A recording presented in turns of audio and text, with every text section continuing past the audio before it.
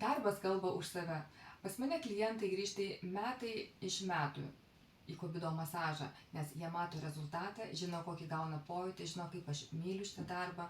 Taip pat netgi ir studentai tie patys grįžta metai iš metų išmokti vis naujesnę techniką, kažką naujo, įdomaus ir efektyvaus. Kviečiame atvykti išmokti kobido masažo technikos, po kurios galėsite jau drąsiai darbuotis ir džiuginti savo klientus tikra kobido masažo technika ir gautais stebuklingais rezultatais.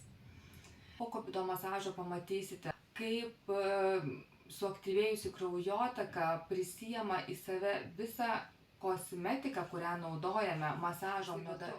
Unikalų labai greitą rezultatą. Po kobido masažo jūsų veido oda iš karto pakils, odos turgaras sustiprės. Kobido veido masažo metu yra aktyvuojami daugelis taškų, o veide, kaip žinome, yra tikrai begalė taškų, kuriuos mes aktyviname, kuriuos mes išmasažuojame. Tai yra ir veido mankšta tuo metu, su pagurklio zona, po alveoliniu kaulu, taip pat su pakaitusiais lūpų kampučiais, nes su metais mūsų žandikaulis truputėlį arba siaurėja, arba platėja ir veido oda šiek tiek mūsų krenta, tai yra labai svarbu.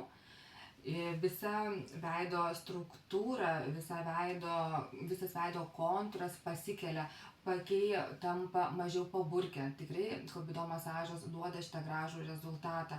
Atliekant šį masažą reguliariai gauname išties gražų atjauninantį efektą, kuris išsilaiko pakankamai ilgai.